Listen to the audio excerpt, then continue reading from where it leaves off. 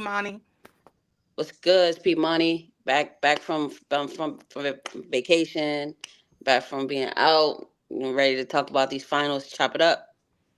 All right, and I got my guy Simbe as well. Yo, what's up? Happy to be here. Mommy, where you going on vacation? I was in Cancun. Come on now. Love it. Love it. Love Cancun. Yeah, they Cheap tacos, good alcohol. yeah they some finessers though for sure. They some Oh, yeah. finessers. I be stern with them. Even if I don't speak the language, I be stern. Yep. You got I to be had to stern do with them. sell me something US instead of pesos, and I'm like, I could be from the UK. I could be from I could be from anywhere. You just assuming US Right, currency, like so That's right, crazy. what they do. Crazy. right. But yeah, so y'all know we here to talk about. We here to talk about this Indiana Pacers. Oh, I thought we was here to talk about the NHL Stanley Cup. You said what? I thought we was here to talk about the Stanley Cup. The Stanley Cup. Mm. I'm joking. I'm Well, did joking. y'all see my girl Coco Golf? Did y'all see her win the tennis? Yes, Yeah, she did yeah. very Shout well. out to her. You know she's 22 years old. Yeah, she's very young. Oh my Yeah, God. Yeah, she won me a lot of money this week. You know, that's man. good. That's what's That's up. my And girl. she came back. She was Yeah. yeah But you hear what the girl who lost to her said on some hater shit? She yeah. said, Coco ain't beat me, I beat myself. I said, girl, That's if you sports don't, though. That's one on Well, one sports. If you lost, then you beat yourself and the person beat you. Like yeah, that ain't that's rhetorical. you they gotta be win on with, you their gotta lose with respect though. You like, if you beat I me, agree. I might say it to Monica privately, thing. I beat myself, but if the camera's in front of me, I'm gonna be like, yo, congratulations to her. She did her thing, but I don't like Yeah. that. Yeah, She like why you said being a hater? But a yeah, lot she of said them, they was beating their feet with the tennis racket, like getting mad, throwing tennis rackets. I was like, yo, these girls is crazy. it's Yeah, intense. It's a mental game. I Yeah. think that's what people don't consider tennis is a mental sport too. So Hmm. yeah, she definitely got in her head, and that is to Coco Golf's advantage. You gotta take advantage of your opponent's mishaps. That's what she did. You can't be mad at that. Yeah, yep, I'm proud of absolutely. my girl. She really did her thing out there. Big But yeah, up. so let's jump into this Indiana Pacers Oklahoma City Thunder series. So we did start with game two before. Let's just start with game one. How did y'all feel about game one? I missed actually seeing it, but from the recap perspective, it looks like OKC kind of got into the thing. They was up the whole game. They Hmm. the whole game they was up. But I think with the Pacers, and I said this in one of our other podcasts, I said they're a very good offensive team, very good, and they have sneaky good defense. So I think OKC kind of and if we look at OKC over the course of the playoffs, they've kind of trended first game L. They did it with Denver. Like they've had some mishaps earlier in the playoff series where it shows like them coming off vacation is not historically good for them. Hmm. So with them being up the whole game, I want to say I was surprised, but I wasn't because Pacers got some type of voodoo, some shit in the last quarter that they hit people with. I don't know what it is, Nah, but it's Tyrese. Like, look at him when he go like when he started going like this. He started doing a little thing. Yeah, he was doing that little Tyrese thing. He got tried a last night. I was like, no, sir, not tonight. it was no way. It Oh. wasn't happening. It wasn't happening game two, but game Yeah. one, that was an opportunity, and they took it. Just like we talked about earlier, you take the opportunity to strike on your opponent's mishaps, and that's what Pacers did. Mm. What do you think, Sembe?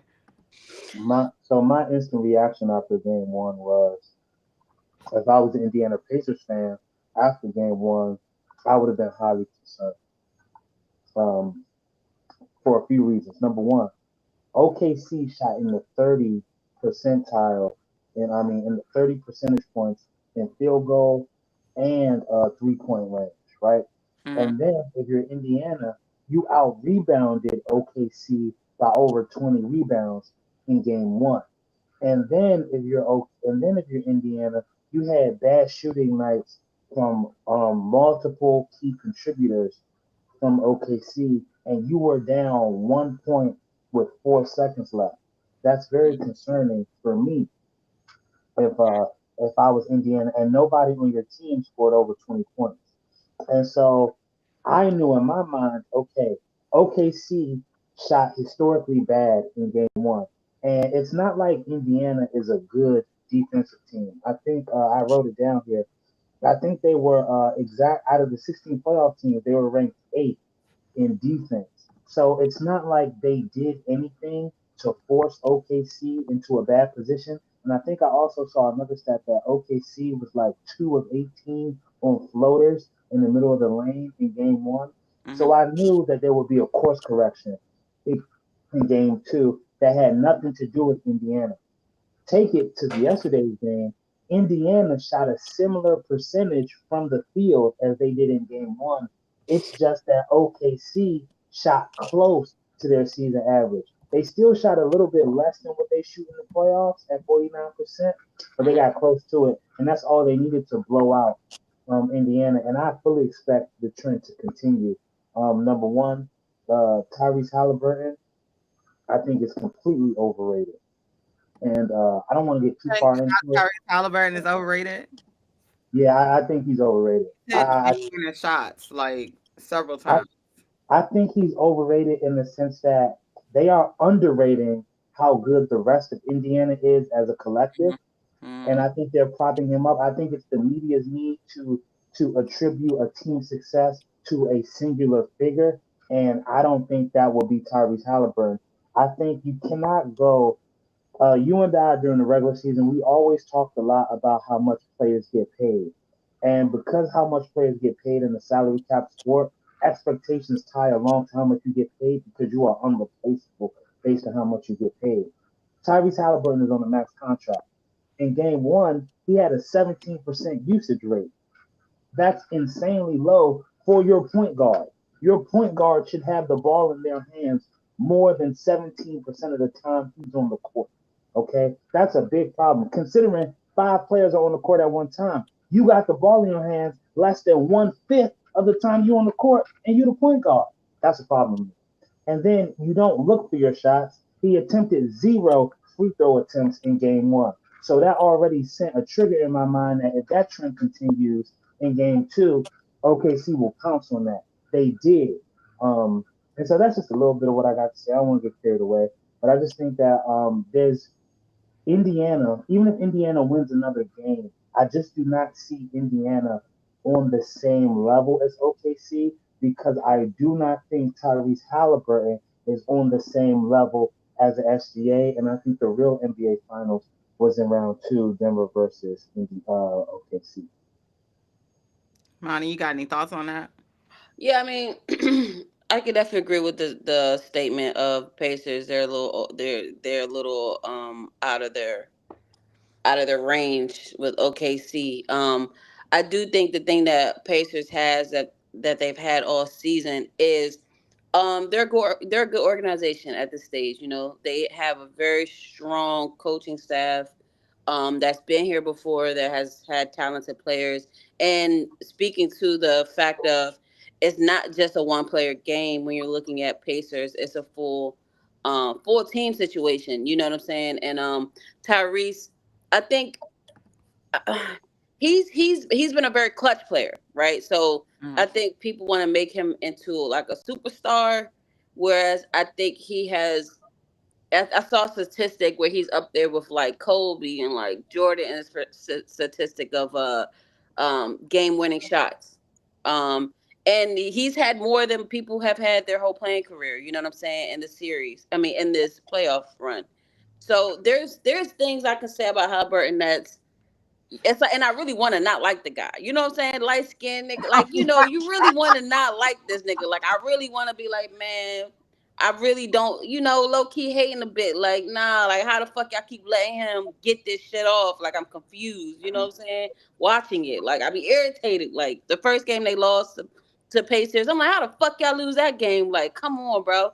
Somebody just steal his ass and just take him out the game. You know what I'm saying? But at the end of the day, like I can respect that he has his moments. But as a team though, they're a good team. They have really good offensive schemes. I think they're gonna adjust. I don't think they're gonna win this series at all. I think they might take it to six, no more than six. Then they'll get one more in Indiana. But I mean, I just don't. They don't have the depth. They don't have. OKC is just too good at gameplay. They'll come back and it'll be a whole nother scheme. Like what scheme they'll come back with Pacers? OKC will come back with two more to to block them out. It's like chess with OKC. You know what I'm saying? Mm. So I don't think it's going to go far, but I do think they're going to get one more win out of the series. I mean, in all honesty, I'm just cracking up because really, like the Pacers were really playing their bench heavy last night because what was it? Aaron Have Wiggins a good had bench. 21 minutes and 18 points. Alex Caruso had 27 minutes and 20 points. That's crazy. That's crazy. Yeah, But they can do it though. It's not. It's that's one game though. Alex Caruso's not yeah. averaging 20 points in the series. Oh Neither no, is he's not averaging Wiggins. that, not at all. But I'm just saying the fact that they were playing their bench and they still Yeah. was getting whooped by the bench is just. I mean, well, Pacers bench is pretty good as well. So I They mean, have a good can't be bench mad too. about They have that. a very good bench. They have But one you of the know, top most bench in the teams, league. yeah, You for know, overall, most teams have a good bench. It's just Monica. what's up? One thing that you was because Monty when Monica would invite me on early in the year, I wasn't fully on the OKC bandwagon. And one Mm. thing that Monica used to always keep preaching is that OKC got niggas in waves, and they got the Yeah. same kind of body type of player in wave. They got that 6'4" to 6'8" nigga. They Mm. got like five of them niggas that they just got on like a conveyor belt that they just keep throwing at you. And so no, to your point, will Caruso have 20 points next game or average 20 points for the series? No. But Aaron Wiggins might have 15. Isaiah Joe, that rookie that they Well, played, how Nigga many points Williams. did Isaiah Joe have They're last night? not. He They're only not had giving him like a lot of 5. bump. Isaiah No, no. Joe's Yeah, not he giving a lot only of. had like My 11 point minutes. is, my point is because they got so many of those kind of niggas, they can ride the hot hand of any one of those niggas on any given night. So they Mm-hmm. can. So if because they threw Isaiah Joe out there, he ain't have it. But if he does have it next game, okay, you just shorten Aaron Wiggins minutes. Yeah, You, and they're you good like three. They're good three guys. Like they're gonna hit you with a three. They're gonna drive on you. Maybe get a couple buckets at the rim. right, Yeah, Yeah. right. you're right. They gonna give you two different looks. That's the good thing about KC bench. They Hmm. don't just come out there shoot just strictly shooting threes. They can defensively get you on the other side of it, and they can score on you. And the double bigs. Yeah, and Yes, the double and big Double bigs chest. on the floor was crazy. Yeah, that was Like smart. That was a smart I adjustment. was like, Hartenstein and Shed is effing these boys up right now. Like I'm loving it. I was and Yeah, that's absolutely why last that's night. what made game one so baffling because benching Hartenstein is the type of thing you do if they run Hartenstein off the floor. But to But do how that many in fouls game did one, yeah, but they did that in game one unprovoked. They had a lineup change, he have? right? So if they didn't even, it's like before the game even started, it's like you put it in your mind that he couldn't be on the floor. But you see, last night the two bigs definitely worked because you cannot put the responsibility of Chat to be your down low anchor because the nigga just too light. He just he's a liability on defense. yeah, he Uh-huh. now. But the interesting thing about Chat is when he was guarding in space on the perimeter, he's very good, Yeah. Yeah, yeah, which is yeah. You're odd, right. And the which and is that. odd for a nigga who's 7'3". But Hmm. he better guarding wings than he is down low. Like Yeah, he's for good as sure. a help defender, but like by himself 1-on-one against a nigga like Miles Turner who's probably giving up like 50 pounds on, he Yeah, can't do it. He can't yeah, I do it. agree. Mhm. Yeah, because we saw them put Shed on Miles Turner last night, and that was just a bit messy. He kept fouling. Miles Turner was like, "Nah, I'm getting to the basket, baby, right Why now." you And say that's when they messy? start mounting that. Not even a comeback because there was no comeback on this game. But they start third, fourth quarter, and that's another thing about Pacers that it's kind of like per script is like fourth quarter is their quarter. It's like you can't. Okay, see, you're not gonna have. You got one game. You're not gonna get another one where you do that fourth quarter blitz shit. Like it's just they gotta change up their strategy around first second quarter. You know what I'm saying? It's like it's close. I'm seeing like last game two it was close and then OKC pulled away. And I think that's just account to overall when it's about OKC has better defense. There's just there's a lot more plus size on the OKC side than Pacers. Yeah, Money. I think they get really tired, playing all that defense the whole game too. Like it's tiring after a while. You know what I'm saying? It's like they gotta keep that up the whole game. Those guys are like super athletic to I that was point. gonna say, do y'all think Monty and Monica for Indiana? I find that that's a dangerous way to live life in Yeah, I terms agree. of Yeah. because even I heard Brian Windhorst say, yeah, because they were talking about game one. On ESPN they kind of sensationalized. So for game Mhm. one, they were acting like Indiana cracked the code. But I pay attention to what people say, they didn't really point out to a strategic cracking of the code. They were just saying, Indiana, if they can keep the game close in the fourth quarter, they can separate. But in my mind, I'm thinking, okay, so you don't have a plan to dominate the game. Mhm. You basically go into the game assuming that the other team might be winning, but you can keep it close and sneak out one. And to your point, Monty, you're not OKC is not going to give you a. They're not going to lose control again like that. Like you might catch them one time in the series, but 9 times out of 10, a team like OKC, a team like Denver, a team like Boston or Cleveland, the elite teams, you might catch them one time in a series like that. You cannot bank on them falling asleep at the wheel. And I just think, and that's part of the reason why I think Halliburton's overrated because he plays bad. The rest of the team keeps the game close, and then he'll hit a clutch shot. Yeah. Okay, that's cool, but I find Shea to be more of a clutch player because in game one, your whole team is shooting bad. You take 30 shots in the game, you keep the game close, and you have a 1 point lead. Same thing last night in the first quarter, it was a little bit dicey. Mhm. Yeah. Shea keeps the game close. It keeps everyone calm, and then you get the contributions from the others. I would like to see less emphasis on fourth quarter clutchness from Yeah. uh, from uh, Tyrese Halliburton, and more so the whole. It's the NBA Finals. The whole game is clutch in my mind. Like you Yeah, I gotta, agree.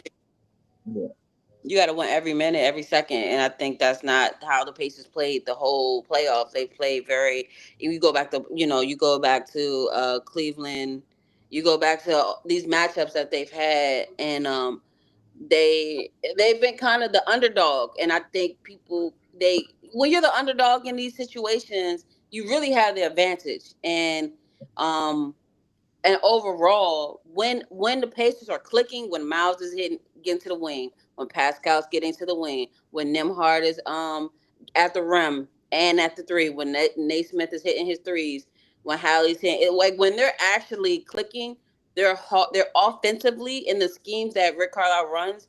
They're really hard team to guard because the way they run their game, it's hard, and I've seen it over and over again. I'm like, damn, it's hard. These people are not stuff, but OKC is different. They're young. They got the energy. They adjust. Like you guys go left, we're going. Okay, y'all went left 2 times. I went right one. All right, now we remember. We're gonna go back and da da da. Like so, the adjustments of OKC, it kind of cancels out everything that has been good about the Pacers through this whole regular season to playoff run that they're on. So Mhm. I don't know. I think Pacers going to have one game where they're just going to be hot, and that's just the law of averages. But in terms of strategy, I don't see the strategy on beating SGA. Like I don't see it. He's getting to his spot too much, and it's no what is. I don't see them stopping that. He's gonna get to a spot. If he don't, he gonna get fouled. And people call him a merch, but it's like getting fouled is a skill. Because look at Tyrese Halliburton. You just mentioned his statistics. He ain't getting fouled for shit because he's not taking shots. He's not putting himself in position to get fouled. He's just banking on hitting big shots. You know what I'm saying? So Mhm. But this is the fun thing about it was last night, like I was saying, they kept them off the perimeter like that whole time. Like they couldn't handle that OKC defense. They didn't know what to do with all of that. They was putting all the pressure on Siakam. Everybody, I hope I'm saying his name right, Pascal. yeah, They was Siakam. yeah, Siakam, Siakam. Okay, there we go. Sorry, but they was putting all the Saikon. pressure on Siakam. Yeah, that's crazy. That's his new name. Oh yeah, I'm calling Siakam him is I be Saikon. crazy. saying everybody name funny. I think it's hilarious. Like I You call sound him like a SJ. villain on X I Men. call him Sidger now. So yeah, but they was keeping them off the perimeter. They couldn't do nothing with their defense last night. Like it doesn't matter if it was the double bigs or whoever. They had Wiggins on the floor. They had what's his name, Casey Wallace on the floor. Like they was doing what they needed to do as far as that's what I always talk about. I even say that like when people are playing Boston, they never keep Boston off the perimeter. They just sit there and let them shoot threes in their face. You can't do that every time. You have to keep them off the perimeter, and that's what I saw OKC do last night. And I think that's why they were able to dominate the Pacers so well because the Pacers are really good from the 3 point range. But Monica, you said the reason why other teams cannot do that. You said it in response to something that Monty said about 5 minutes ago. They got better fit athletes than you. Their athletes are more fit than your athletes. So when it comes You to think the OKC is more fit than the Pacers? Yeah, you described their definitely. defense to me perfectly because remember earlier in the year I said they're not a big team. And you said Simbe, the way they do their defense, it's like a horizontal wall. And that's one thing I've been noticing. The way they set up their defense, it's like four niggas who they line up across the Mm-hmm. free throw line. So you cannot get past them to attack the interior, to attack their weaknesses. Mm-hmm. Um, and yeah, and so it's kind of funny, like to your point, they keep you on the perimeter, but they do not give you space to shoot from the perimeter. It's like they just keep you away from the interior of the paint. Um, they're just a really good, historically good defense, and the thing is, they're like the youngest team to be in the finals since 1977.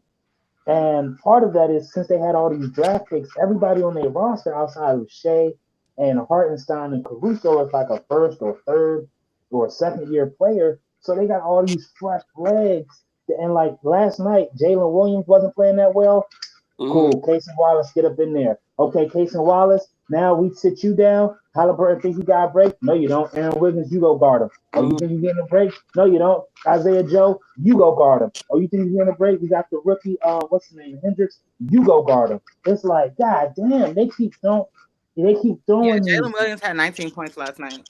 Five He Yeah, got rebounds. that. He got that in the He's fourth a though. player. Like he yeah, got yeah. four. It I was think he just got shaky. 4 points in the fourth, and then after that, he. Yeah, I think no. I'm sorry, it's reverse.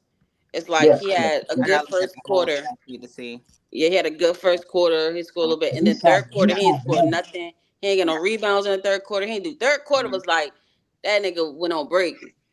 I don't know. And then, but Yeah. that's a beauty of OKC. You got so like you mentioned, somebody you have a lot of depth. You got Mhm. Wiggins who stepped up and took the spot for him and pretty much was scoring. Kaysen, he's a good facilitator. He's a good defensively. He's gonna get you a good 4 to 5 assists a game. Yeah. I think this game he had three. So when you look at OKC from the perspective of defensively, I don't think they're talked about enough in terms of like how their scheme is being ran. So you got the probably like number one, number two defense in the league versus probably like the number one, number two offense in the league. You know what I'm But it saying? is, And it is. It's one versus one. yeah, really, really, it really is. So when you look at it from that perspective, uh, when you said when you look at the Pacers, like what depth do they have? Like if we look at their lineup comparatively speaking, like body for body, you know what I'm Mhm. saying? Who do they really have that's going because you the first game they out rebounded them, but historically Miles Turner has not been a great rebounder even with his frame. Pascal Siakam hasn't been a great rebounder even with his frame. Like Boom. so when you look at these things, it's like okay, that's an anomaly to me. I'm like Mhm. you're not gonna do this all series where y'all rebound 10 a game and Halliburton rebound 10 and that's a one off situation. Yeah, it's not real. Yeah. I wish I would have And bet on that game though. I wish I would have bet rebounds on that see, the motherfucker. thing is, Rebounds on that game. I wish I would have. see what I think is what Indiana is the number one scoring Mhm. offense, and OKC is the number one scoring defense. I think Mm, the difference is OKC is such a revolutionary version of like, they're like the modern version of a top defense because historically in the NBA, when you think of a top defense, you think of like Minnesota with the Rudy Gobert, or you mhm. think of Chicago Bulls with the Dennis Rodman or Ben Wallace, or you think of a big nigga in Yeah. the middle with his hands up. With Mhm. OKC, they are like the modern defense because the exact things that Indiana is good at, having depth on the wing and perimeter shooting, that is the number one thing that OKC is perfect at taking away. So Mhm. you play into their hands, and that's why the only team that could take them to seven was the Denver Nuggets because Yeah. before Aaron Gordon hurt his hamstring, you had bully ball from Aaron Gordon down low, who was putting Chet on the floor. You had bully ball from Jokic, who could get Hartenstein in foul trouble. So now you get their two bigs in foul trouble. You get them off the court. One thing OKC does not have is big depth because their other center is Jalen Williams, the other Jalen Williams. Mhm. Yeah. To your point, Monty, Siakam and Miles Turner and Thomas Bryant, they don't play big. They Mhm. like to shoot threes and then they Yeah. don't attack the boards. At They all. big, they 7 feet tall, but they get in 4 rebounds, seven Crazy. rebounds, six Yeah. rebounds. So now you can't even put Chet in foul trouble or Hartenstein in foul trouble. If you want to shoot the corner three as a big man top, you want to do pick and pop, that's going to play into Indiana's hands. I mean, that's going to play into Okay. OKC's hands, forgive me. Yeah. So I think that's the biggest problem that I think that's the biggest problem that Indiana has is the advantage that they have in size with Miles Turner and Pascal Siakam. I don't think they're wired to play to the Mhm. size advantage that they have. It's like you have a Ferrari, but you Yeah. never drive fast. Yeah, Right. they're not. They're not. I mean, they're just not good board crashers. They're just not going to get the boards. Not But And aggressive. you got Aaron Neesmith getting boards. You got Tyrese Halliburton. You got everybody else, all the guards getting boards.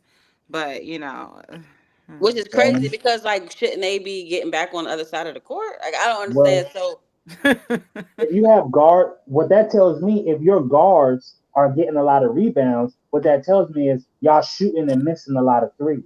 yeah, That's yeah, what it that means. first game, pretty that much. first game, I think OKC struggled from the field, and so that's So those them long boards, those exactly, off the But field. they Yeah, also didn't keep the Pacers off the perimeter that first game. If you watch it, no, they they did not. letting them shoot. I was like, "Are y'all tired?" Like they look tired that I first game. think, I ain't even I gonna hold think, you. Like, and I know I you think came it's, back from vacation, but come on. I think it's also, to be honest, one thing is, even though OKC had the best record in the league, they still a young team. Hmm. Uh, like we talked about all year with Houston, is sometimes with young teams, they get their eyes off the prize, and sometimes young teams think that I don't think if they've ever had their eyes off the prize, though. I'm being very honest about that. I think no, that they just want a game where they could see what kind of like seek out, like, okay, what are we up against? And then kind of develop a plan and a playbook from there. Okay, this is how we're going to attack them. This is how we're going to do this, that, and the third. And I think it was a good idea to let the Pacers win that first game so it can look like they're really about to, throttle them and upset them. But really, now they've created a strategy. I You got to look at also it from like the background point as well. I also think there's a disturbing trend right now in the Mhm. NBA. I saw it with Jimmy Butler at the end of the Minnesota series. I saw it with Anthony Edwards at the yeah, end yeah. of the OKC series, and I'm seeing it now with Halliburton. And it's this myth, or it's this. I find it to be a cop out where players are saying, "Well, I didn't force my shot because I was playing the right way." As Yeah. you see, and it's like a cop out for not shooting a lot, and just giving the ball up. And when you look at the stats, these players are still getting high turnovers. Halliburton had 5 turnovers last night, and it's Mhm. not like he had 15 or 20 assists. And Hmm. what you realize is like what I love about Shea is Shea going to get to the free throw line and shoot Hmm. that mid range jumper. He gonna You play know his what I mean? game every He time. gonna get he gonna get to the left of the free throw line. He gonna get to the right of the free throw line. He gonna get to the middle of the free throw line, and he Hmm. gonna pump fake and he gonna shoot that jumper, which is why he get a lot of foul calls. Because that pump, if you make two free throws, if you make two mid range jumpers, 10 feet from the basket, and you pump fake, somebody gonna jump with you. So Yeah. it's just natural. And so I feel like players have gotten. I think we've gotten too far in the analytics and the efficiency of it all that we're forgetting about volume. You know what I mean? And when I see Shea reminds me of Kobe Bryant in the terms of he gonna take 30 shots. And every shot attempt means something, whether it go in or not. It means you gotta respect me when I come in the lane because I'm live, I'm active. And I feel like when I see Halliburton, there was a time, I think in the second quarter, Halliburton gets in the middle of the lane and he shot a fadeaway from where Shea usually shoots it and he missed it. And I thought to myself, oh, if Halliburton keeps doing that, OKC's in trouble. That was the only shot he took like that the But whole game. that you have, yeah, it's so funny. You kind of put words to what I was saying because I was like, okay, Jimmy Butler. All right, we know he liked to cry and whine and shit, and he got his way, and he still did. He still was on some I don't fucking know. And then you look at, Edwards and his energy around it, and he's a confident, competitive guy. So when I'm seeing him like, hey, we in a press conference like, hey, we did this for Conley or whatever, like, and y'all, what the fuck does that mean? I'm confused. So then you're seeing the trend with Halliburton, and it's almost like an organization standpoint of it. It's almost like a system, like you're working within a bigger infrastructure that says, all right, these are your parameters, and if you go outside these parameters, then you're gonna be in trouble, type shit. Like that's what it gives me. So it's like when I look at Halliburton's game, though, his kind of game to me is not is what makes him overrated because he's not an aggressive guy. You know, he's a pass first point guard who has had a lot of accolades in the time that he's been here and has not. And to be fair, you know, we look at the Pacers and we look at we people want to give it to Hallie, but then you look at who got the MVP and everyone's like, how the hell Siakam get the MVP and shit? You know what I'm saying? But it's like when you look at SGA, a guy who comes out there night after night, plays his game, doesn't change his game for nobody. Is it more of a, and this is a question now, is it more of a coaching system at OKC that lets their players just play? Or is it just him as a player who don't give a fuck, who's not listening to the noise? Because I feel like everybody else let the noise get to them versus, you know, playing their game. It's definitely they're being coached correctly. Because they make adjustments every time. We talk about this every time. They always make adjustments, no matter what's going on in the game. They're like, all right, we need to do this. We need to keep them off of here. We need to keep them off of here. We need to shoot more from here. You know, it's always adjustments. So it's definitely the coaching. Like honestly, their coach is really coach of the year. Yeah, In but my opinion. SGA doesn't change OKC. his game regardless. So you He think the doesn't coach be have to. like, He the star. okay. So Yeah. you think the coach be like, SGA, you're gonna go out. Maybe he's telling the other cats and shit like this. Williams, you're gonna go change this. Da, da, da. Yeah. SGA, don't do shit different. And then you go to fuck case and what? Like you think that's how them how the Yeah, why okay. not? Like, why Yeah. SGA? Like the man gets 30 points a game. Like, obviously, he knows what But he's doing. also You know, so remember who SGA remember SGA's journey is different than Halliburton. SGA was a rookie Hmm. on the Los Angeles Clippers Yeah, you when got there you. was injuries all over the team. Blake Yeah. Griffin was just gone. Chris Paul was gone, and he led them to the playoffs as a rookie. mhm. Year number two, he gets traded as a part of the Paul George trade, and in the bubble, he ends up taking. It was supposed to be a tanking year, and Chris Paul helps them make the playoffs, so he got playoff minutes early. And you see, Chris Paul been at both games. That's his Hmm. mentor. So, and Chris Paul is a disciple of Kobe, even though he played differently. So he's in Shay's ear telling him, yo, you got to be this nigga. Remember, this is the youngest team in NBA history to go to the finals outside of the 77 Blazers. So it's imperative that SGA plays consistently because you've seen Jalen Williams get frazzled. You've seen, it's like when, it's like imagine you on a road trip with your nieces and nephews or your little cousins, and all y'all phones die. You know what I Hmm. mean? All that confidence they had when they first got in the car gonna go out the window. So now you gotta be, even though you young, you gotta be the adult in the room type Hmm. shit. And it seems like Shay understands that, and yes, it is coaching, but I think it's also just self responsibility. And I don't think Tyrese Halliburton got that self responsibility. That's like, So this yo, is my SGA stamping himself as the best player in the league, hands down. Move forward. He's the face of the NBA. whoa, He whoa, is the whoa, Kobe whoa, of this whoa, generation. slow Yeah. your roll. Not I'm best player in asking the league. So because why you asking a slower I'm roll? Because he I'm is. He's the asking because MVP. He that's the MVP, but he's not the best player in the. He's not the best player in the So league. who's the best player in the league for you? who's better than him. That's. I mean, Uh, yeah, that's what I'm saying. Jokic and Giannis is better than him. That's not even Jokic and fair. That's Giannis. not fair. Jokic and Giannis. That's They not better fair. than him. They better than him.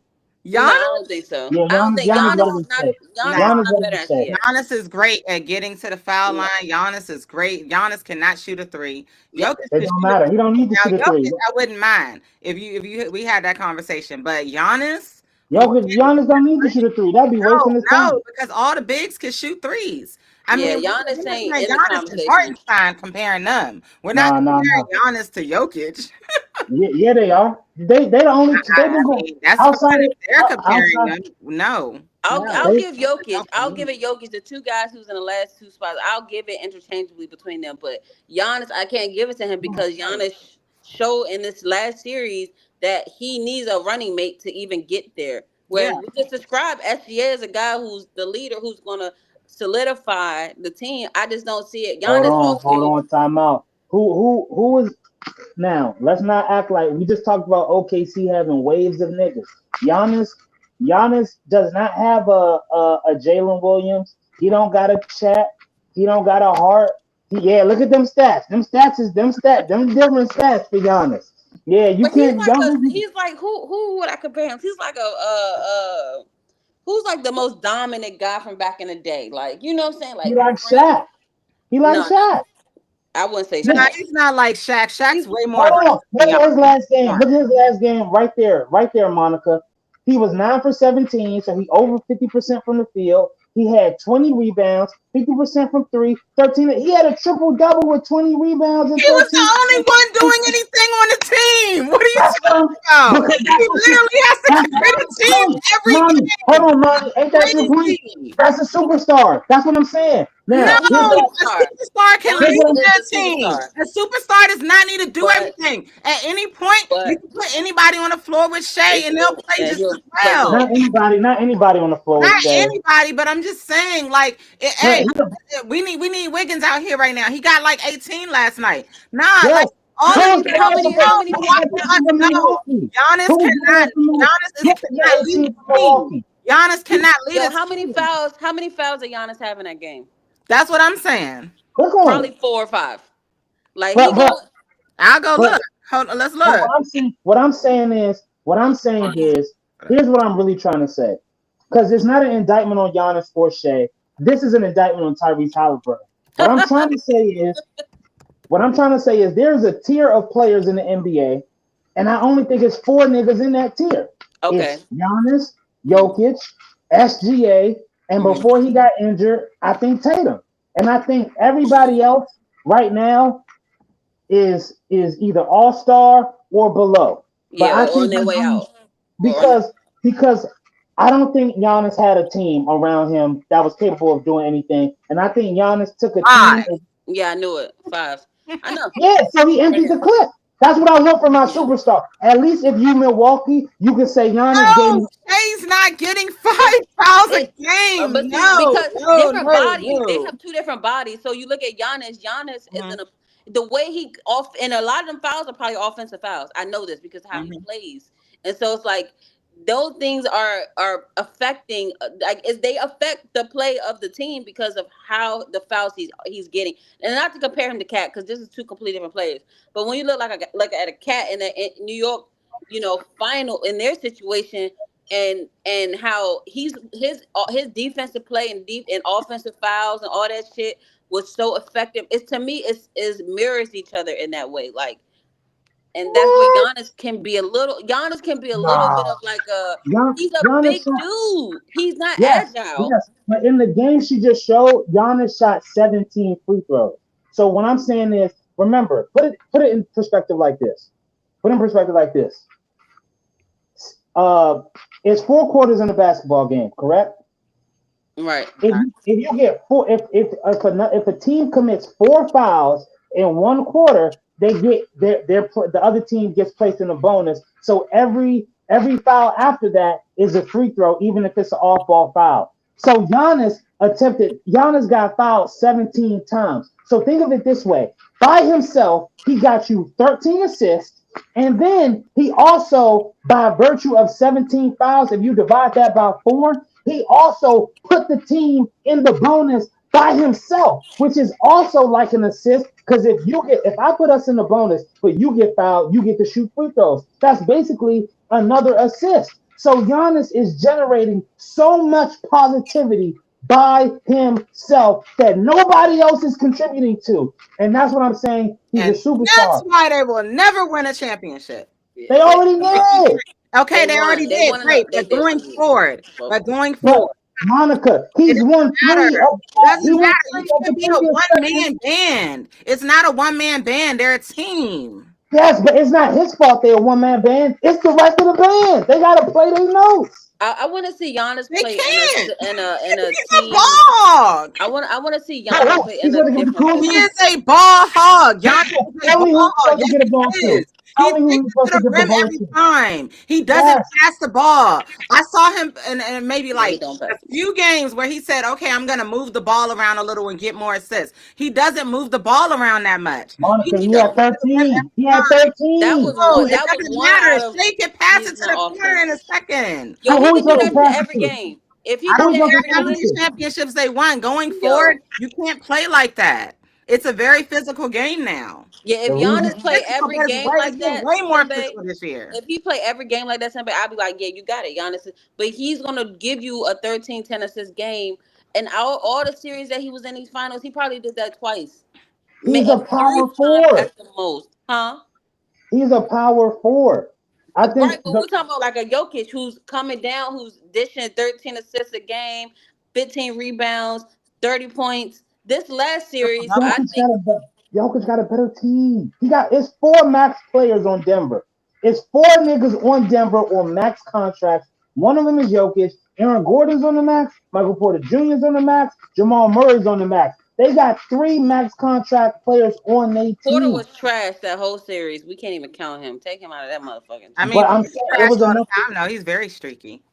it was Yeah. enough to get them to the second round. And I'm saying Giannis, they invested so much money and assets in Damian Lillard, and even before Damian Lillard got hurt, That was a bad trade. what was every story we heard about Damian Lillard? He wanted to go to Miami. He going through a divorce. He misses. Yeah. So It he don't put matter. in. Damian Lillard is streaky too. That was a But I'm bad saying, trade. but I'm Horrible saying trade. I'm saying he don't even got help.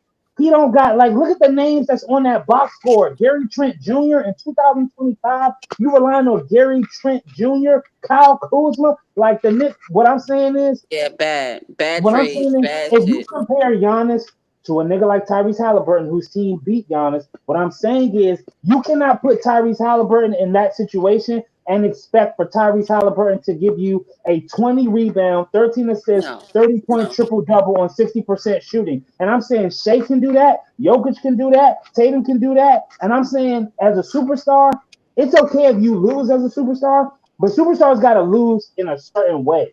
And I'm just saying that when I see Halliburton, I see a nigga who seems content to take himself out of the game. And I'm So do you saying, feel like that about Edwards? Because I kind of got the energy yes, last series. yes, I I feel feel the like that same way way. about Anthony Edwards. Yeah, I I do don't not like think it. Anthony Edwards is, and what got me, and Monica, I want you, because I don't know if Monica told you what she, because we had a discussion after that loss. I feel once I heard Anthony Edwards say, I'm 23 years old, I got many more chances ahead of me. I said, that's not true. Because we know for a fact, some niggas get to the conference finals 2 times at the Mhm. beginning of their career, and that's Never it. go back. Get Yeah. Yeah, so injured. Something happens. It's just yeah. And also the whole league, it's 25% of the league gets replaced every year, and then some of the niggas who was in the league last year get better. How many times you been to a cookout and the little cousin you used to push around, you pull up on him, nigga 6'2". yeah. Yeah, you know what I mean?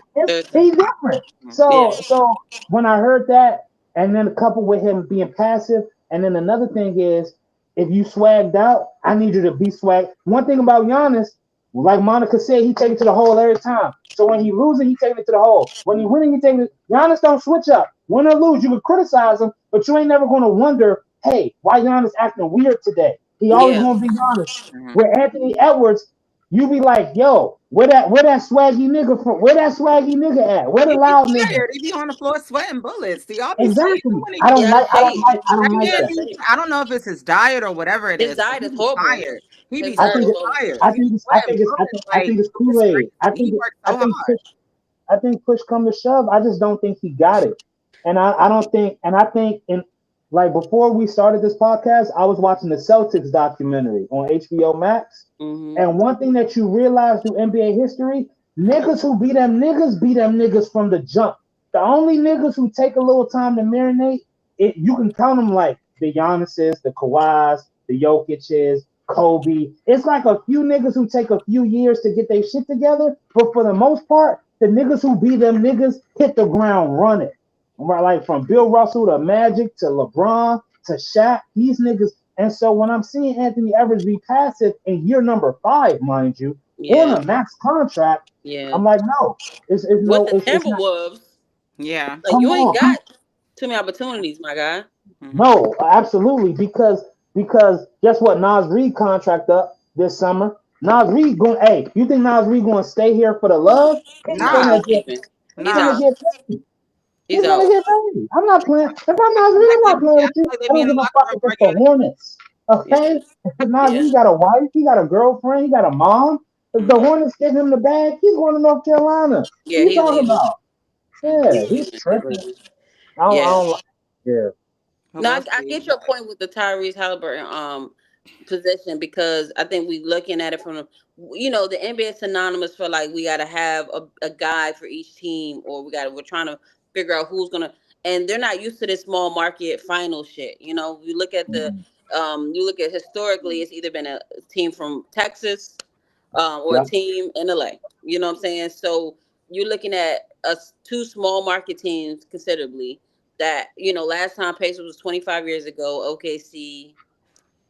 So I think the NBA is kind of scrambling a bit. Like shit, like we need a guy, and SGA is obviously the guy. That's why he got the Mhm. MVP. But I think they're trying to make Halliburton because he's like the mixed guy. He got some swag in him a bit, and I think they're trying to make him the guy. And what are your thoughts around like the MVP situation with him not getting it? I thought I was indicative. If anything tells you what people think about him and what it is, then I would think Listen, it would be Siakam getting MVP over him. I I don't think think Siakam should have got the MVP over him at all. what? No, I don't. But he didn't play well in 3 games. Halliburton.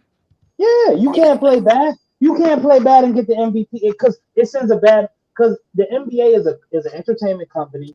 It's a sports league, I want but to it lose also it that. sets the table for basketball worldwide. You can't have that. You can't send that message out there to the youth that you can play bad, but if you hit a couple game winning shots, you the MVP. Because yeah. people value consistency. Like Hmm. like we've been talking about that superstar tier.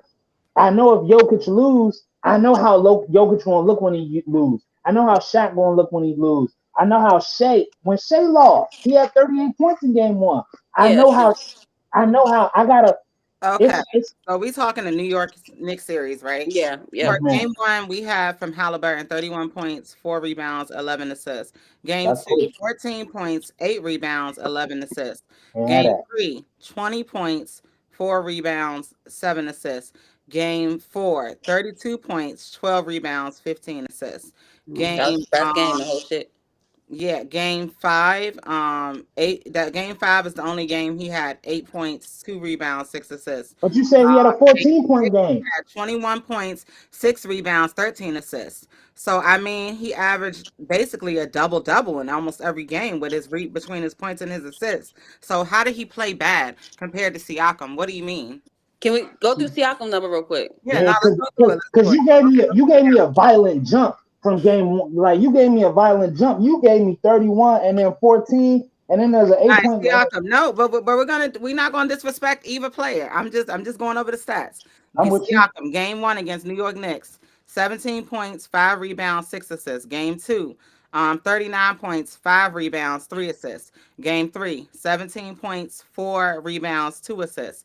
Game four, 30 points, 5 rebounds, 2 assists. Game five, 15 points, 6 rebounds, 5 assists. Six, sorry, 31 points, 5 rebounds, 3 assists. Just he ain't had a load. He ain't had, he Yeah, ain't, he I ain't, mean, he ain't hit Lowe's the was less bottom. deep. all Hmm. I'm Yeah, saying is it was that less violent, he didn't have any double doubles. He was just shooting the ball, and that's great because we but that's need not his people to shoot job. the ball. But like if we're talking about who's been all over the floor doing a little bit of everything the whole entire series, there's only one game that Tyrese had that was bad. So yes, he did deserve the MVP. I'm not There gonna ain't no sit bad here thing. and hate on the guy and say he didn't. He did. Because Like remember, we split in hairs. We split in hairs when It we was talk one about vote. mhm, It was one yeah, vote. yeah. And we split like it. They both was good. They both had games they should have been better. But when we start splitting good from good, we gotta say basically who was a little less good from again 8 points. It's kind of like one game though, 2017. but it was one game where Yeah, that's I it. keep saying his name wrong. Pascal is one game where he had 15 points. Another Yeah, game but he didn't 17. have And 8. another game You, 17. you, No, that's not acceptable from him. He needs 20 or over.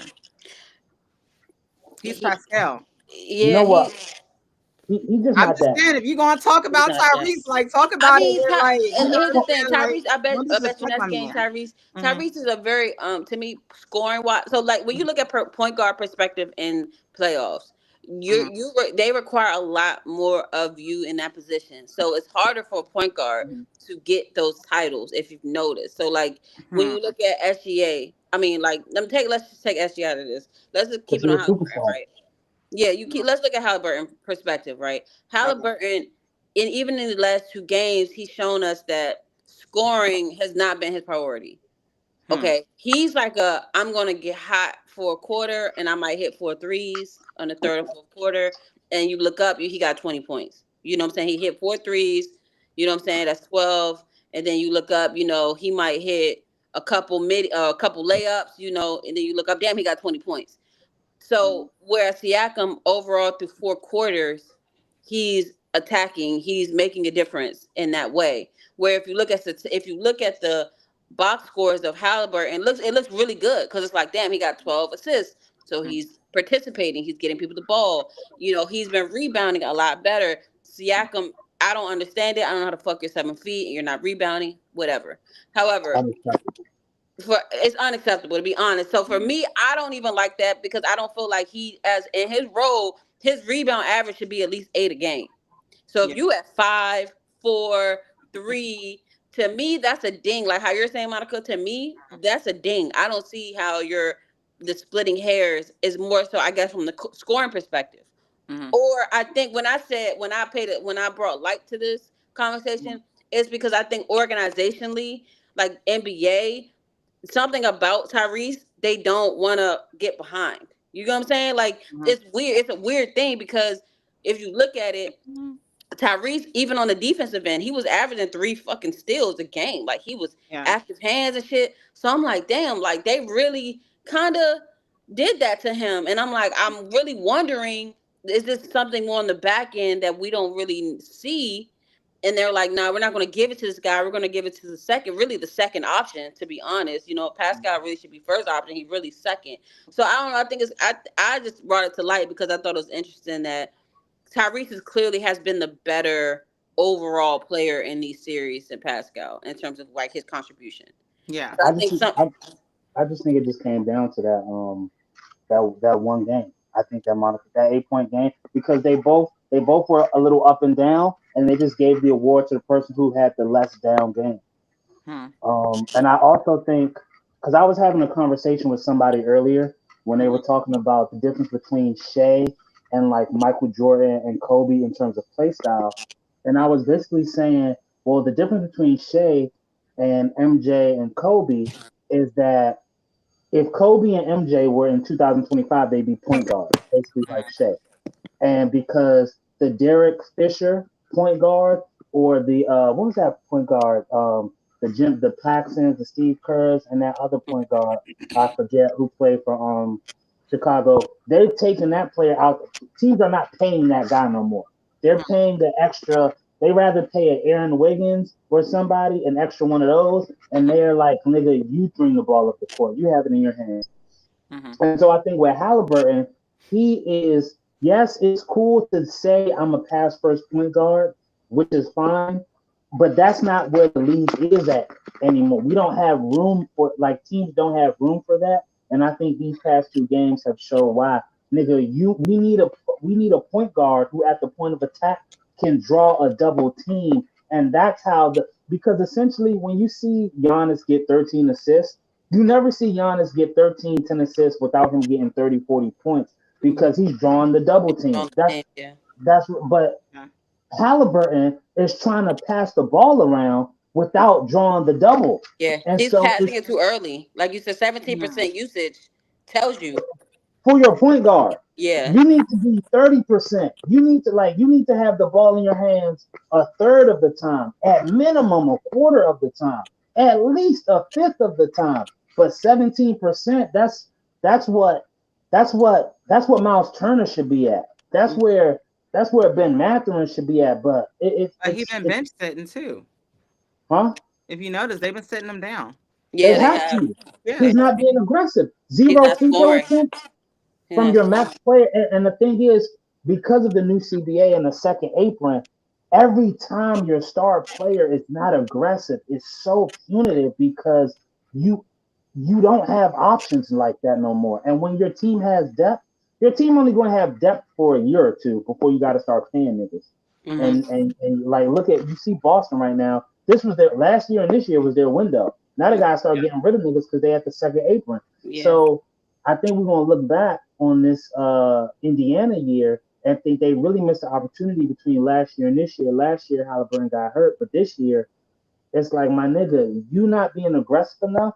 If you think they're gonna have Nemhart and Matherin Mm-hmm. and Neesmith for the next 2 or 3 years, they're gonna have to get rid of some of these niggas just Yeah, they're because of going to go. yeah. And And so it's Mathurin, I think they need to take him off the bench, to be honest. You know what I'm Mhm. saying? Like, they need to give him more playing time because he's the most aggressive one. He's going to get to the line. You know, Yeah. the game that he played really good against New York that kind of solidified that last game was he got Mhm. that 20, or the last few games, he was averaging 20 points coming off the bench. Aggressive, getting fouled. You know what I'm saying? Like, they need those players who can draw some fouls, draw some people in, Yes. and attack because right now, who's attacking? Everybody want to be finesse players. That's the problem with the Pacers. It's too finesse. You know what I'm Mhm. saying? Whereas you look at OKC, they're finesse too, but they're like finesse on Mhm. another level. You know what I'm Yeah. saying? It's like, SGA gonna get some rim and hit them, he ain't gonna dunk on you. So like he's a finesse guy too, but Mhm. it's in a high level, a high IQ way. Whereas I think the Pacers, it's just, I think they just, I don't know, it's weird. I don't get it. I don't get um why the adjustments are being made on Tyree's side to, cause I look, he had 9 shots, I think, when I looked at his stats. He only shot the Mhm. ball 9 times in a whole game. Mhm. And so it's that when I looked at, and I keep going back to Anthony Edwards because this guy, I'm like, damn, this is the next guy, this is the guy. And then Tyree, they're doing the same shit with Tyrese. It's like, there's no way you should have a game in the finals. If Mhm. anything, shoot the ball. Like, Yeah. shoot it. Like, your coach is not going to bench you because you shot the ball. You know what I'm saying? Your coach is Mhm. going to bench you because you're not adding any value right now just by passing and Yeah. trying to get assists and shit. Like, that ain't the type of game that Pacers need to focus on playing. They need to focus Mhm. on scoring and being aggressive. Mhm. it's So what do y'all it's think almost they like need a to do going forward in order to win the series? who Go home. Go to Cancun. Cancun is nice, man. Have fun. It's a nice little trip. yeah, It ain't. Cancun, Rio, Cartagena, Bahamas, uh, And go to go. Turks and Caicos. It's a lot of places they A can lot of go. places. They Mhm. can leave Cancun, go somewhere else, and then they can go. They don't even have to leave Mexico. They can go to Mhm. Cabo. They Mhm. can go. What's that place? I went to. That's 20 minutes outside of Cancun. Playa del Carmen. Oh, Playa They, del, yeah, Playa. Mhm. They go to Tulum. Playa Just del go visit Carmen. Mexico. You know what I'm saying? Just visit the whole. That's what they need to do. They need to just go Damn, ahead, y'all wrap have it no up. hope in them niggas. Fuck no. No, no. It's no way. I am crying right They now. And I just like the Pacers. I like them. Yeah, I like the coach. I like their not against offense. OKC. But against OKC, it's like Yeah. you kind of see where they can't make up for stature. You can't just Mhm. go out one day and get, 6, 8 players overnight and be Mhm. able to have that type of lineup and defensive scheme they have. And then two, your star player is dimming his light right now. And Yeah. so, and then your second guy is Pascal Siakam, who really should Sorry, be it's the first guy. He really should be first option. Mhm. And yes. he's somewhere in the back. I don't know. And then Miles, he's just it's a shit show. So they gotta hope and pray that Naismith has a game where he scores 8 threes in a fucking row. The sleeping Or on And Nate Smith is crazy. yeah, that's what I'm no, saying. Like, but see, that's the problem. And basketball that's why I like having these conversations with y'all because I feel like basketball coverage on these major platforms has gotten, I don't want to say nerdified, mhm. but they try to overcomplicate the game that we've been watching our whole lives. Mhm. And yes, depth matters. Yes, playing team basketball matters. But when you get to the finals, and you're playing a team like OKC, it's really going to come down to what it's always come down to. It's going to be a duel. It got to be a duel. It's going to be Magic versus Bird. Michael Jordan versus Charles Barkley, Kobe versus Allen Iverson. You got to have a nigga on your team who says I'm going to be this guy the Mm-hmm. whole series, win or lose. Mm-hmm. And Halliburton got you have to dance with Shea. This is the duel. It's not OKC versus Indy. It's Shea versus Halliburton. I don't want to hear about I'm playing the right way. No, he taking 30 shots. I'm taking 30 shots. But I feel like part of it, we in this era where don't nobody want to get blamed. Don't nobody want people want the praise. You see when they hit the game winners, you can't get rid of these niggas. They be on Instagram, Oh they my be on TikTok, God. and then when they lose, they want privacy. Oh Respect my my God. privacy. I'm not obligated to have to talk to y'all. But when you see Shay, that's part of the superstar shit. Shay gonna answer the questions. Shay gonna be Shay at the podium. He gonna get them answers. People say, "Oh, he trying to be like Kobe. He trying to get these cringe answers." But you can see he believe the shit, and he don't. Yeah. Same thing he used to do with Tatum. Oh, Tatum being cringe. No, you got to internalize that responsibility. And yeah, and I was surprised. And to go back to Anthony Edwards, I was surprised that he was not dueling with Shea. And he was saying shit like, "It's not me versus Shea, it's the Timberwolves." No, it is you versus Shea. This Yeah. is the NBA. We've been watching this shit since the '90s. It's you Yeah. versus the other nigga, and your It- team is your backup singers versus his backup singers, but it's you versus him. Because y'all the two niggas that the team won't trade. The team yeah. they'll trade Rudy Gobert if they could. They'll trade They'll trade Miles Turner. They've been trying to trade Miles Turner for 4 years. Yeah. Mhm. But they're not going to trade you Halliburton. So you got to act like the nigga who's untradeable. You know Mm-hmm. what I mean? So, I so agree I, 100%. That's a it's, perfect way to wrap it up. I Yeah, agree. yeah, I agree.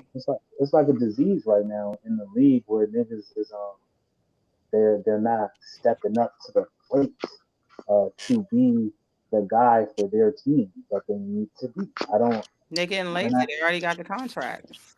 Yeah. yeah, Fuck but analytics. They're Fuck getting analytics. lazy. Like they're all getting yeah, lazy. Like you see how many games. Like we talked about this earlier. Like how many games Embiid played. Like and versus his contract, like it's psychotic. Like they literally are getting paid to do nothing. Like they're literally and getting paid to go out on the court and make like 9 points or maybe 10 points and call it a day, and they just don't care. And then they get upset with the fans.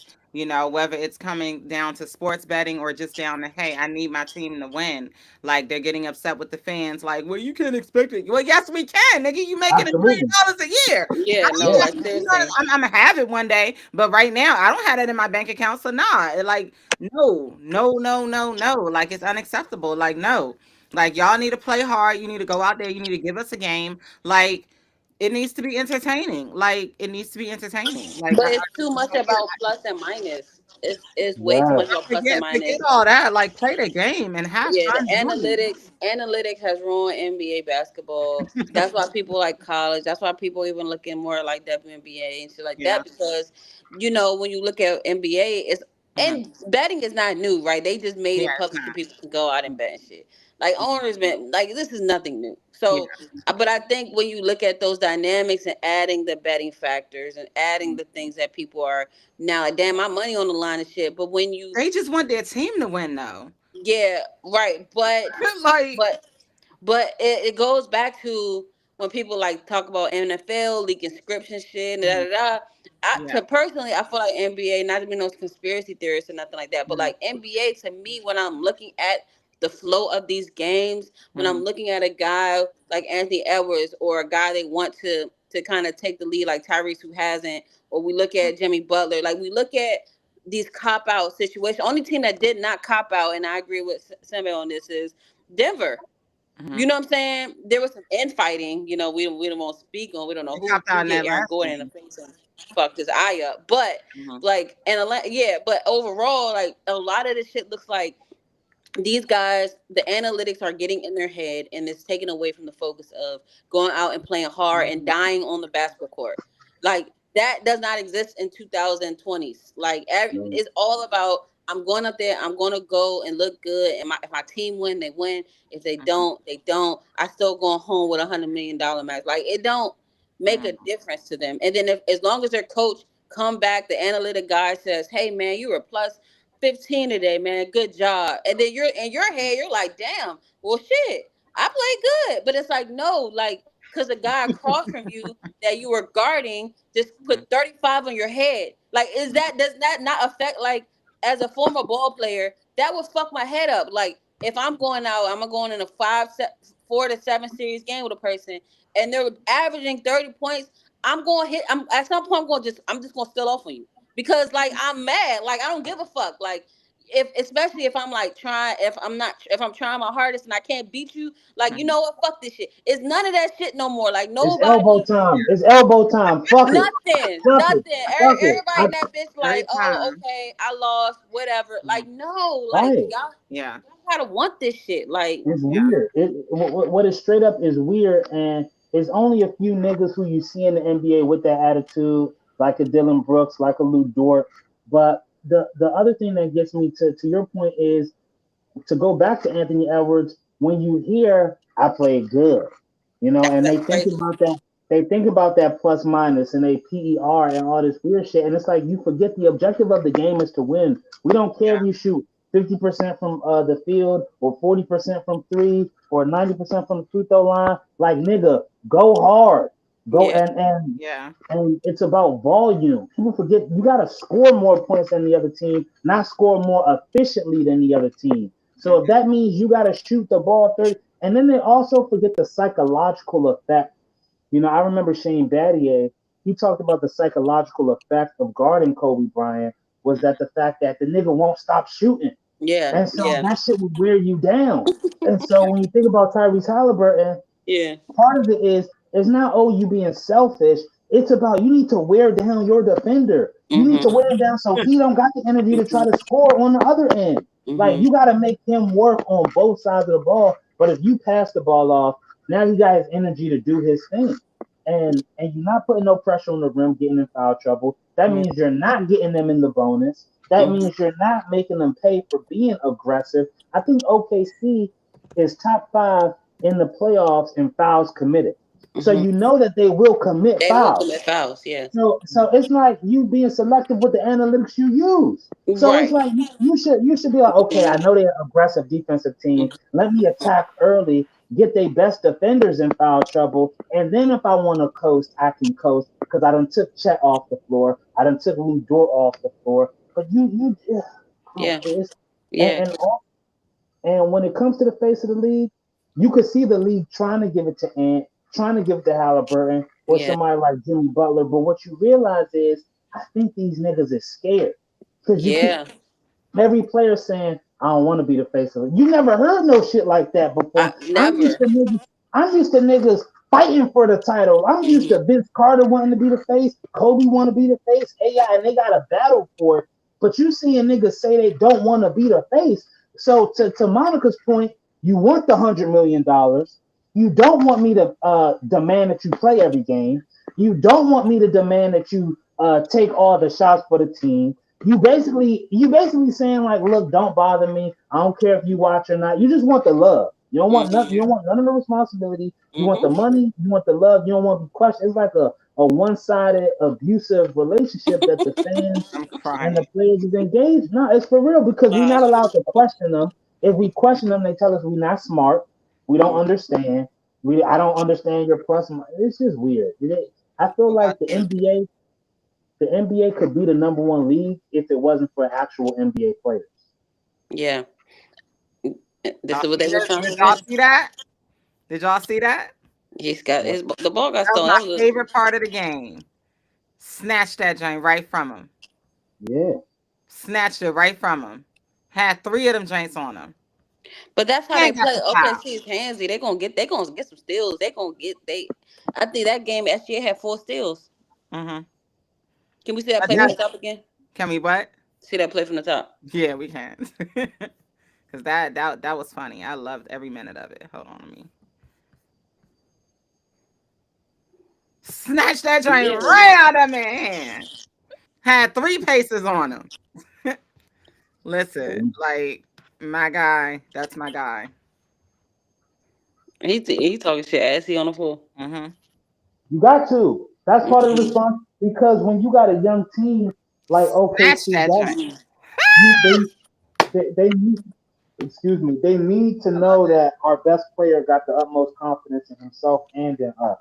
Hmm. And Yes. then it's like it's a whole responsibility aspect and that's what Ant and Halliburton. That's why I don't believe they got it because that's what we used to growing up. We used to okay, the big dog, he talking the most shit, he's scoring the most points, he gonna guard the best player, he gonna talk at the podium, win or lose, he gonna take the bullets for us. Like getting paid the most money come with a whole lot of other shit. Yeah. It's like being the head of a household. Like Hmm. you get the praise, you get the Mother's Day, Father's Day gift, but you also gotta buy everybody a Christmas gift. You Yeah. gotta you gotta cook, you gotta go to your back hurt, you gotta go to work, Yeah. even if they don't like you gotta it's a whole lot of shit. And it's just I can't say it's a generational thing because we all in the same generation. I just really don't understand what's really going on. I feel like ESPN too easy on these niggas because there's too much emphasis on being an NBA insider. So the Stephen A. Smiths, like Ron Windhorst was getting on there saying Halliburton didn't really have a bad game. It was really X Y Z. It's like, huh? Then Hmm. who had a bad game then? Who like if he Yeah. didn't have like you know what I mean? And they Nobody so wants to be wrong though, Simba. That's what it's about. Like nobody wants to be yeah. like, damn. So it's like you see everybody was like tucking their tails and shit when Halliburton Hmm. hit the game winner game one. Everybody's sentiment change was like, oh, maybe he is the guy. Maybe they can win this because they don't want to be wrong. Hmm. And their analytics, they don't want to have them wrong because then what, And so I think that's the problem with commentary nowadays. Everybody wants to be, either far left or they want to be too far right. Nobody really is okay with the balance of it. Sometimes you're gonna be wrong. Sometimes you're gonna Right. sound crazy. Sometimes you're gonna be right. Less times than none, you're gonna be right. No, I mean, it just is what it is. So I think we gotta get back to honest commentary, honesty, and just period in the world. Everybody want to be something they not. Everybody wants to be a part of the in club, and it's like it's okay if somebody don't like you. It's okay if somebody doesn't agree with your Hmm. standpoint. It's okay. I'd rather you not agree with me than agree with me because damn, it's too. I'm tired of motherfuckers agreeing with me. Shit, like Hmm. it lets me know you have a brain of your own. And I can learn something from you. You know what I'm saying? Hmm. So I think like that's the thing of like when we look at commentary today, and these players go home and they turn on ESPN and they're like breaking down the stat sheets and the analytics. They're gonna go and say, "I had a good game. I contributed to my team today, even though we lost." Whereas Kobe, he not gonna turn that motherfucking TV on. He gonna go get in the gym. He's gonna stay in that motherfucking till the next game. And then he's gonna attack you because he knows his weaknesses. He knows where he fucked up in guarding you or where he let you get the advantage. That's the Hmm. difference. Everybody, there's too much of this and not they need more output. Just go out and just do it and put your fucking head down. You know Yeah. what I'm saying? And that's like to me, that's like a SGA but new age version. SGA, I think he has people in his ear. It's funny when I saw him walking out to greet CP, you could tell he was a little irritated, like he didn't want to talk to him because CP was probably gonna be like, "Yeah, nigga, you did this wrong." Like you could see, like he was like, you could tell he was a little like his energy was like, "What's up, bruh? All right," because CP gonna be like, "Yeah, bruh." He's the one nigga probably in his corner that's like that. You play like some shit. You had and he's like, Absolutely. I had 35, 8, da da da. Like, nah, bro, but you fucked up on this, you fucked up on that. When you in the fourth quarter, at 2 minutes and 30 seconds left in the game, you get what I'm saying? It's not enough of that anymore. It's too much of the good job, man. You were plus 25. You had da da da. It's too much of that, you Hmm. know? Yeah. That's why I'm excited to see how San Antonio looks next year because Wemby, even though he played only 46 games this year, he was cooking when he was playing. He had CP3 in his year all year. De'Aaron Fox and CP3 played 82 games. Quiet as kept. Yeah, he did. De'Aaron Fox was there. I'm excited to see what San Antonio look like next year because they had that tutelage. And what's missing is I feel like a lot of the OGs from the previous generation, I feel like a lot of them now were not willing to be bench players. Hmm. And what you see, like Michael Jordan and the Bulls, they had George Gervin, mentor Michael Jordan. They had Robert Parrish and dudes who were stars in the 70s and 80s, be on the bench for the 90s Bulls so that when Michael Jordan getting his ass whooped and he's trying to complain, they're like, MJ, when I was playing with Wilt, he ain't do none of that shit. You know what I'm saying? You got to be, and that's how you get a nigga who wins 6 rings. Or Kobe, Glenn Rice is on the bench, all these niggas is on the bench, so now you get your ass whooped. They said Kobe called MJ when he lost to the Big Three Celtics in '08. He was like, yo, that's not fair. And MJ was like, niggas, you got to figure it out. It's on you. And so we too much. But when you turn on ESPN now, if they like you, right, you hear shit like, well, how was he supposed to beat that team? They got da da da da. Like niggas, how by scoring more than them? That's how you beat them. But when it's 0-0, have an extra point than them. That's how you beat them. And Mhm. we got too many excuses for players we like, and it's muddy in the game right now. And so I'm excited to see, but I did see a couple young players I like in this playoffs. Cade Cunningham. I liked how I'm starting to realize I gotta watch how these niggas lose. So Mhm. I liked how Cade lost. I Mhm. like how Paulo Banquero lost, as opposed to I'm Mhm. seeing how Ant lost, how Jimmy. But you can't lose and have 9 points. You can't lose and shoot nine. I like when like, and that's why I brought up the Giannis thing. I can see, oh, this could be a future superstar with K and Paulo because yes, Yeah. I want you to have a triple double in your last game of it. Yeah. You're not gonna play again until October, nigga. Yes, yeah, shoot all the motherfucking shots, nigga. Yeah. Don't pass to nobody, nigga. You on the max contract, empty the clip Mhm. because Mhm. I didn't see that with Tyrese Halliburton, and I don't even know how. To your point, how they can even live with them. Like, how can Tyrese Halliburton just? It's like you accept that you lost. That's what I don't understand. It's like, and it's like he accepts it in the first quarter. He don't even like. Yeah, you know I he mean, trash. No, let me stop. but maybe he might think because one thing is when I hear niggas talk about how they the underdog so much, is you like internalize it. Like, Mhm. oh man, ain't Mhm. nobody. I didn't get college offers. I had to go to Iowa State, and then Mhm. I got traded from Sacramento. It's like, okay, my nigga, you in the NBA now. It's Don't a nobody Tyler give a Perry fuck about you. movie. Yeah, It's a Tyler Perry movie. Oh Like shit. that is it's all my crazy life I had to though. Just fight. wow. It's everything is going to be about the struggle, and then you make it, and then what do you have? Like we don't even get those scenarios. So Mhm. I think that's kind of writing his story for him, and I think Tyrese he gotta find the dog in him, and I think Mhm. he's a guy who is I think he's a crafty guy, not like footwork or all that shit, but like he knows his game and he can kind of when it's clutch time, he knows he's gonna take the shot, right? And that's the thing about 90% of the battle, right? We hear this all the time as kids was like you take more you win take the more shots you take, the more you win. And I think he's not in volume, he's not doing it. But in those moments where nobody wants to shoot the fucking ball, Mhm. Tyrese is going to shoot the ball, and I think that's kind of has been his thing ever since high school. Looking at his high school highlight, college highlights, he's the guy when it really comes to the think of it, he's gonna take and shoot it, right? So that's cool and all. However, at this stage, you can't ride your wave off of I'm the guy nobody thought would make it. I'm the Mhm. guy Facts. who, it took me so much to get here, and people still underestimate me and shit, and that's because the chip on that shoulder, once if you win something, then what do you have left? You're Mhm. not that guy anymore. And I think the tides are starting to change, but now people are like, well, Halliburton's really good because, like we talked about, if they like you, if they feel like you earned it. And nowadays, people will want more of the flashy shit. They want the game winners versus the SGA. SGA is still the guy, but the SGA is gonna play every quarter and get you 8 points every quarter.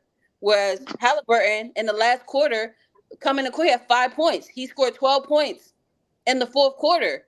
You know what I'm saying? So it's like and I see Halliburton confidence. It's like propped up. It's like, Mhm. yeah, man, we came back out of the 10 games we played. We came back probably half of them, 50% clip, and we won them.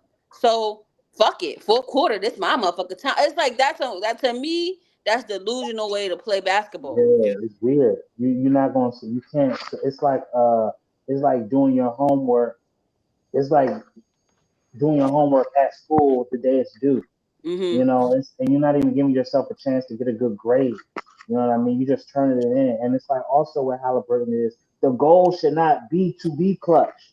You don't Mhm. want to be clutch. You want to blow niggas out. Like Yeah. when you make a game plan, the game plan should be how can we beat these niggas by 30, and then Mm-hmm. over the course of the game, because of variables, then you get the crunch time, and then you go to your backup plan. But you can't. But if you plan on having it be clutch. That's a loser's mentality because it's Mhm. like you never. It's like to your point, if you always underdog, you're never preparing yourself to be the big dog. Yeah, You always exactly. you always expect it, and it's also you overrating your opponent. You might be better. He might be better than Shea for all we know, but he's not ever giving himself a chance to Hmm. be better than Shea.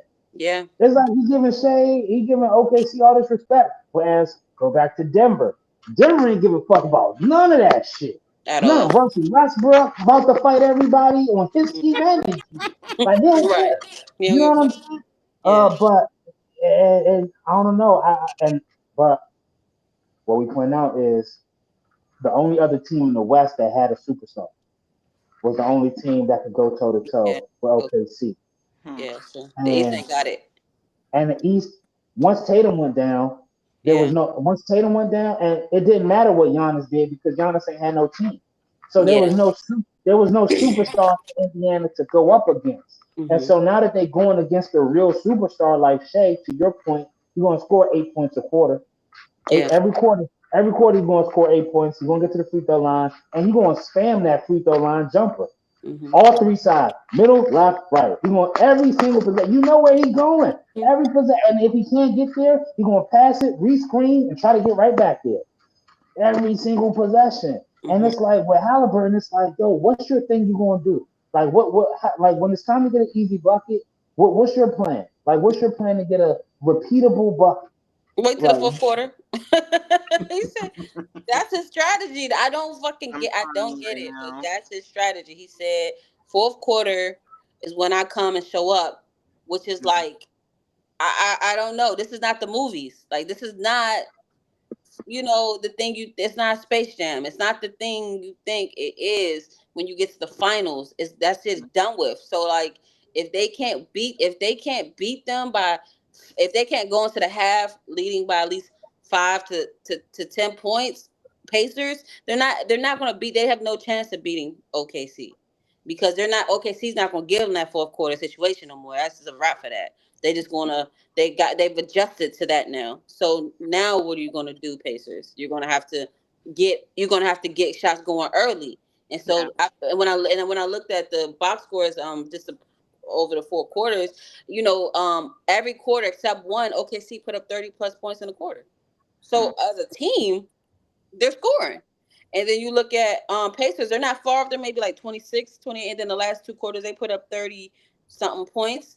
So if Pacers can even look at it from that perspective of as a team, we need to average 35 points a quarter to even compete because defensively you don't have the tools to stop them. So you need to have a higher offensive output than they have offensively. That's the only way. You can't stop them defensively. So don't even fucking try it. Just try to score more points than them. Like go back to your points, then score more points. And that's the only way the Pacers has an opportunity to win this. Which sounds elementary, but it's honestly true. Hmm. do you think we letting Pascal Siakam off the hook? Because to your point, you said Pascal should be the best player Yeah, you offensively should. for them, and that's how I felt about the New York Knicks, where I felt like the Knicks they run so much of their offense through Brunson, where I feel like they most talented player is Cat, and Yeah. I felt like that was Minnesota's problem last year with Cat was so much attention going on Ant, where it's like Cat, you supposed to be the best player on your team. You 7 feet tall. You can put the ball on the court. On the floor. You can take bigs off the dribble. You can shoot over smalls. Like what's going on, my nigga?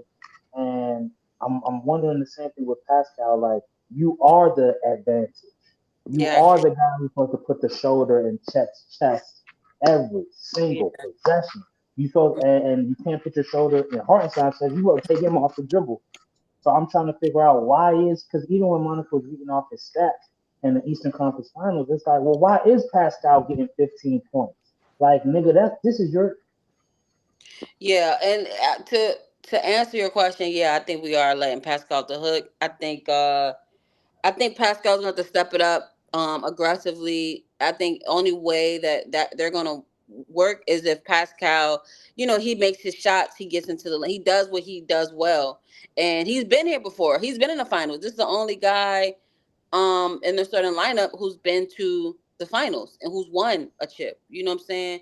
Mhm. And although Toronto was a completely different team than the Pacers are, but I think Pascal, he definitely needs to step up because he's the second option right now where he really should be putting up 25 points a game. I don't Mhm. anything under 20 points a game to me. I think he had 19 points, but anything under 20 points a game to me is a failure. Like them 16, 15 points a game, he can't do that in this finals, and he got to really take his experience and earn that MVP, Eastern Conference MVP that they gave him. Yeah, because at this point, I just don't see it. I don't either. Hmm. But yeah, thank y'all for tuning into the Trapman Sportscast. We went over a lot today, so I hope y'all enjoyed the show. My two guest hosts. Do y'all want to plug your Instagrams? You want to plug anything? You can go ahead and plug that now. Yeah, you could follow me on Instagram at Peepmani, PEPMANI. Tap in with me there. Hmm.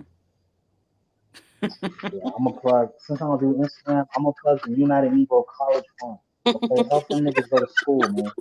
Come on, man. I love it. I love it. Fuck Absolutely. with it. And shout out to all my people. Happy Pride Month. I forgot to say that when I came out. So yeah. For sure. Yeah. So yeah, we'll be back on here either both or one. But this was a great session. Thank you guys for joining today. I appreciate y'all very much. For sure. Thank you. Yep.